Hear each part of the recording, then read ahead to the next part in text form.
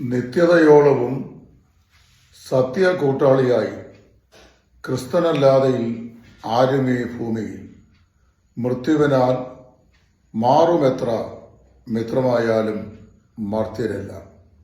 മാറാത്ത സ്നേഹിതൻ മാനുവേൽ തൻ തിരു മാറിൽ ഞാൻ ചാരി ആശ്വസിക്കും. അനുഗ്രഹിക്കപ്പെട്ട പാട്ടുകാരൻ എഴുതിയ പാട്ടിൻ്റെ ഒരു ശീലമാണിത്. പാടാൻ എനിക്ക് ഇടവയില്ലാത്തതുകൊണ്ട് ഞാനത് പറഞ്ഞു എന്ന് മാത്രമേ ഉള്ളൂ. ലോക ജീവിതത്തിൽ മിക്കവാറും ആളുകൾക്കൊക്കെ ധാരാളം സ്നേഹിതന്മാരുണ്ട്. വളരെ കുറച്ച് സ്നേഹിതന്മാർ ഉള്ള ആളുകളുണ്ട്, ഏറെ സ്നേഹിതന്മാരുള്ള ആളുകളുണ്ട്. കുറേ ആളുകൾ ഇടക്കാലത്ത് സ്നേഹം അഭിനയിച്ച ശേഷം ഇടയ്ക്ക് വെച്ച് വഴിമാറിപ്പോയിട്ടുണ്ട്. അന്ത്യത്തോളം സ്നേഹിക്കാൻ കഴിയുന്ന ആളുകൾ വളരെ അപൂർവമായി മാത്രമേ ഉണ്ടാവുകയുള്ളൂ.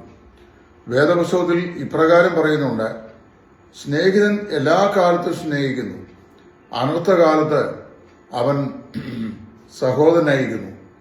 ഒരു യഥാർത്ഥ സ്നേഹിതൻ ഒരുവന്റെ ജീവിതത്തിലുണ്ടെങ്കിൽ അവൻ സദാകാലവും സ്നേഹിക്കും എന്നാണ് പറയുന്നത്. അല്ല, അങ്ങനെയുള്ള ആളുകളെ വിരലിൽ എണ്ണിയാൽ പോലും നമുക്ക് കണ്ടെത്താൻ സാധിക്കുകയില്ല എന്നുള്ളതാണ് ഏറ്റവും പരമാർത്ഥമായ യാഥാർത്ഥ്യം. മനുഷ്യരൊക്കെ വളരെ സ്കീമിംഗ് ഉള്ളവരാണ്, എന്ന് പറഞ്ഞാൽ ഉപായം ഉള്ള ആളുകളാണ്. ചില ആളുകൾ നമ്മെ തങ്ങളുടെ ചവിട്ടുപടിയായി ഉപയോഗിക്കുവാൻ വേണ്ടി സ്നേഹം അഭിനയിക്കാറുണ്ട്.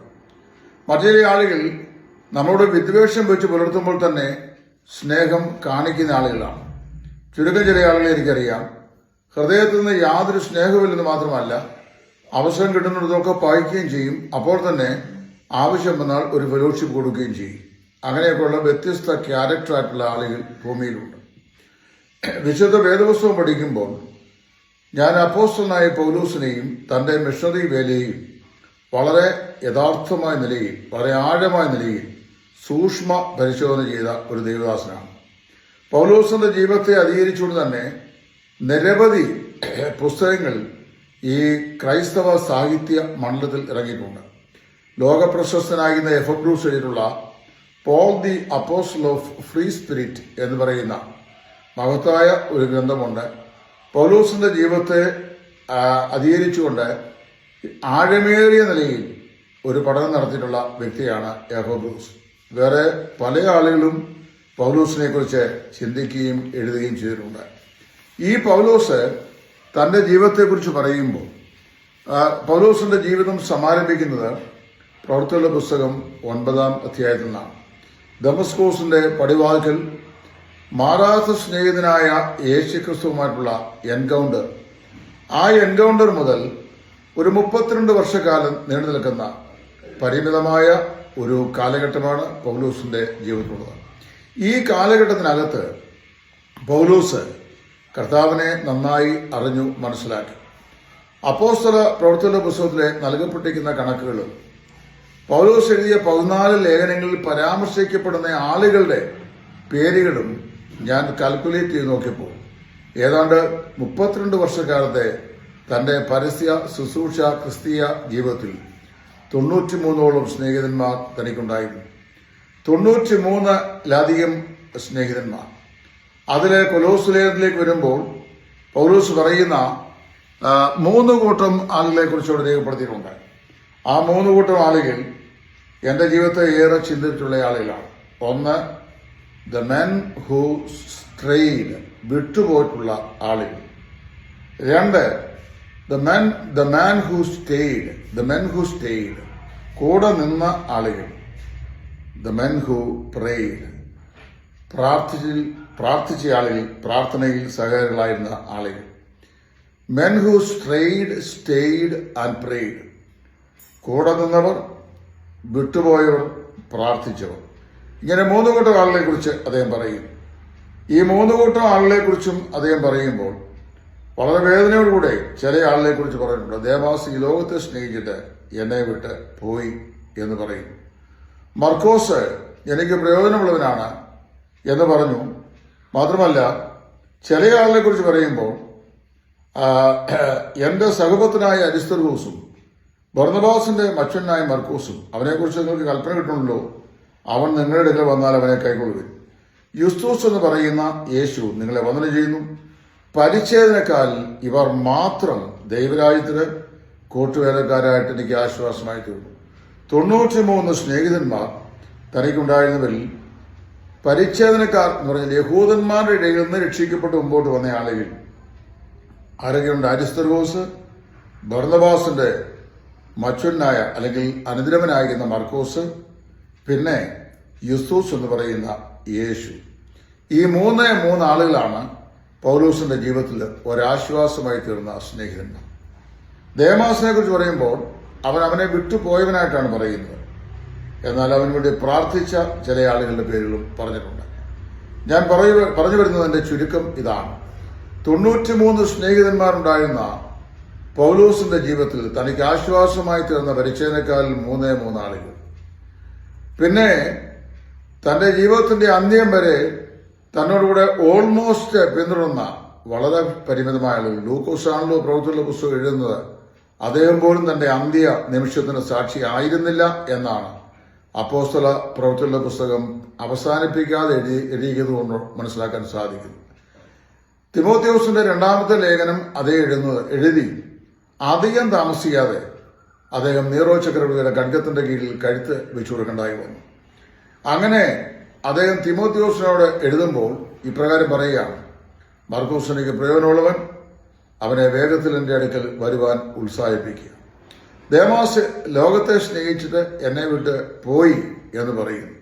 പിന്നെ ഇപ്പോൾ ലൂക്കോസ് മാത്രമേ എന്നോടുകൂടെ ഉള്ളൂ എന്ന് പറഞ്ഞിട്ട് ആ ഏറ്റവും ഒടുവിലത്തെ നിമിഷം വരുമ്പോൾ പൗലോസിന്റെ സ്ലോട്ട്, അതായത് തന്റെ ഗളച്ഛേദം, അത് ഈ ലൂക്കോസ് രേഖപ്പെടുത്താതെ വിട്ടേക്കുന്നതിന് കാരണം ആ പർട്ടിക്കുലർ മൊമെന്റിൽ ലൂക്കോസും ഇല്ലായിരുന്നു എന്നുള്ളതാണ്. ഒരളവിൽ പറഞ്ഞു കഴിഞ്ഞാൽ 93 സ്നേഹിതന്മാർ ജീവിതത്തിലും ശുശ്രൂഷയിലും ഉണ്ടായിരുന്ന പൗലോസിനെ ഒരു സ്നേഹിതൻ പോലും തന്റെ ജീവിതത്തിന്റെ അവസാന സമയത്ത് തന്നോടുകൂടെ ഉണ്ടായിരുന്നില്ല. നാം സ്നേഹിച്ചവർ, നാം കരുതിയവർ, നാം കൈത്താങ്ങൽ നൽകിയവർ, നമ്മൾ ആശ്വസിപ്പിച്ചവർ, നമ്മൾ മറ്റു പലരുടെയും ബുദ്ധിമുട്ടിൽ ഇടിവിൽ നിന്ന് പല നിലയിലും നാം പ്രോത്സാഹനം നൽകിയിട്ടുള്ള ആളുകൾ, ഇവരെല്ലാം ജീവിതത്തിന്റെ ഓരോ തുറകളിൽ നമ്മെ വിട്ട് ഓരോരുത്തരായി മാറിപ്പോകും. അവിടെയാണ് പാട്ടുകാരൻ പാടിയ പാട്ടിന്റെ അർത്ഥം മനസ്സിലാക്കേണ്ടത്. മാറാത്ത സ്നേഹിതൻ മാനുവേൽ തൻ തിരു മാർവിൽ ചാരി ഞാൻ ആശ്വസിക്കും. പൗലൂസ് ഒരു വേള തിമോത്തിയോസ് എഴുതുമ്പോൾ ഇങ്ങനെ പറഞ്ഞു: എന്റെ 1-ാം പ്രതിഭാഗത്തിൽ എല്ലാവരും എന്നെ കൈവിട്ടു, എന്നാൽ കർത്താവോ എനിക്ക് തുടർന്നു, സിംഹത്തിന്റെ വായിൽ നിന്ന് എന്നെ രക്ഷിച്ചു. റോമിൽ താന് നീറോയുടെ കോടതിയുടെ മുമ്പാകെ നിന്ന 1-ാമത്തെ വിസ്താരം ആയിരിക്കാൻ തന്നെ ഉദ്ദേശിച്ചത്. എന്നാൽ ഒടുവിലത്തെ ഭാഗത്തേക്ക് വരുമ്പോൾ ആരും തന്നോടുകൂടെ ഉണ്ടായിരുന്നില്ല, എന്നാൽ കർത്താവ് മാത്രം തനിക്ക് തുണയായി നിന്നു. പ്രിയമുള്ളവരെ, ഈ ലോക ജീവിതത്തിൽ നമുക്ക് ആശ്വാസമായി തീരും എന്ന് പ്രതീക്ഷിക്കുന്ന ആരും തത്വത്തിൽ നമുക്ക് ആശ്വാസം ആയിരിക്കുകയില്ല. നമ്മോടുകൂടെ അവസാനം വരെ ഉണ്ടായിരിക്കും എന്ന് നാം പ്രതീക്ഷിക്കുന്നവർ അവസാനം വരെ എന്നല്ല, ജീവിതത്തിന്റെ വിധിനിർണായകമായ ഘട്ടങ്ങളിൽ നമ്മോടുകൂടെ ഉണ്ടായിരിക്കുകയില്ല.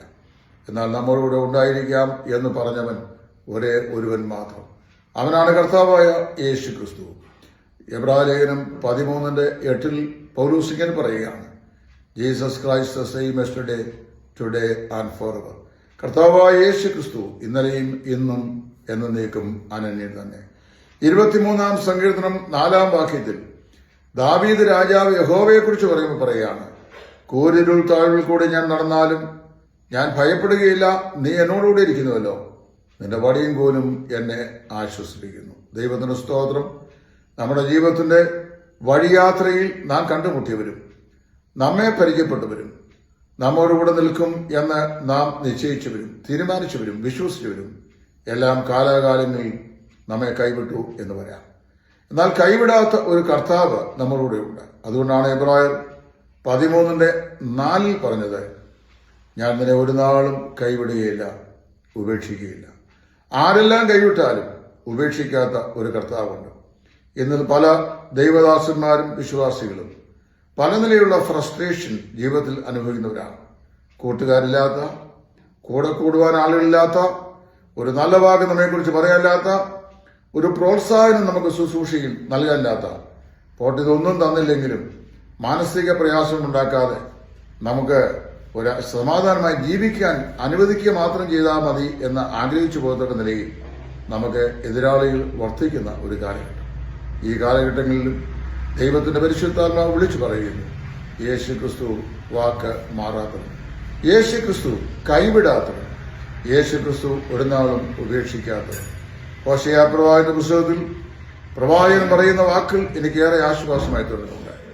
ഇസ്രായേലേ, നിനക്ക് സഹായമായിരിക്കുന്ന യഹോവ ഞാൻ ശാശ്വതമായി ഉള്ളവൻ, ഞാൻ ഒരു നാളും നിങ്ങളെ വിട്ടു മാറുകയില്ല. യഹോവയാ ഞാൻ ശാശ്വതവാസിയാകിയാൽ, ഒരു നാളും നിങ്ങളെ വിട്ട് മാറാത്തവനാകിയാൽ ഇസ്രായേൽ ഗൃഹമേ നിങ്ങൾ മുടിഞ്ഞു പോകുന്നില്ല.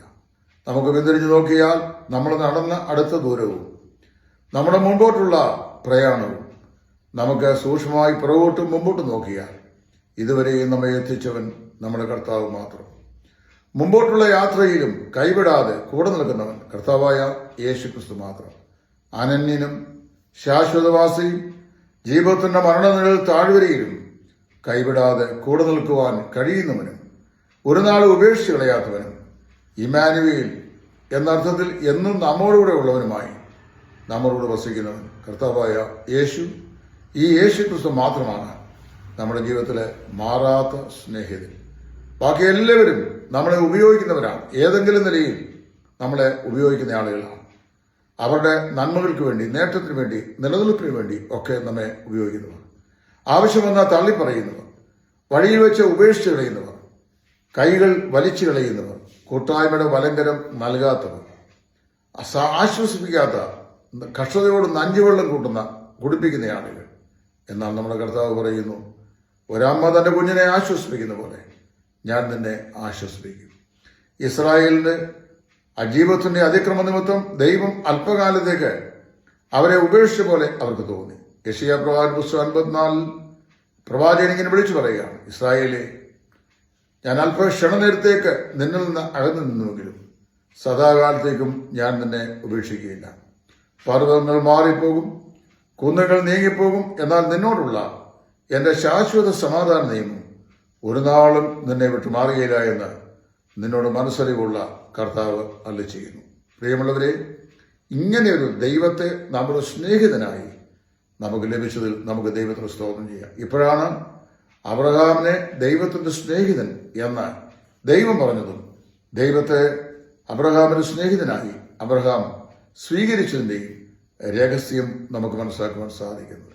ജീവിതത്തിന്റെ അന്ത്യ നിമിഷം വരെ, അവസാനത്തെ ശ്വാസം വരെ ഈ ജീവിതയാത്രയിൽ നൽതുണയായിരിക്കാൻ കഴിയുന്ന നമ്മുടെ കർത്താവായ യേശു മാത്രം അവന്റെ തിരുമാറിൽ ചാരി അവിടുത്തെ ഹൃദയ സ്പന്ദനങ്ങൾ ശ്രദ്ധിച്ചുകൊണ്ട് നമുക്ക് സമാശ്വസിച്ച് സന്തോഷത്തോടെ ജീവിതത്തിന്റെ പരീക്ഷകളും പ്രയാസങ്ങളും എന്തു തന്നെയായിരുന്നാലും കൈവിടാത്തവൻ കൂടെയുണ്ടെന്നുള്ള ആത്മബോധത്തിൽ നമ്മുടെ വിശ്വാസ ജീവിതയാത്ര നമുക്ക് തുടരാം. കർത്താവിൽ തന്നെ ചാരാം, ആശ്വസിക്കാം. ദൈവമായ കർത്താവ് നമ്മേവരെയും അനുഗ്രഹിക്കുമാറാകട്ടെ.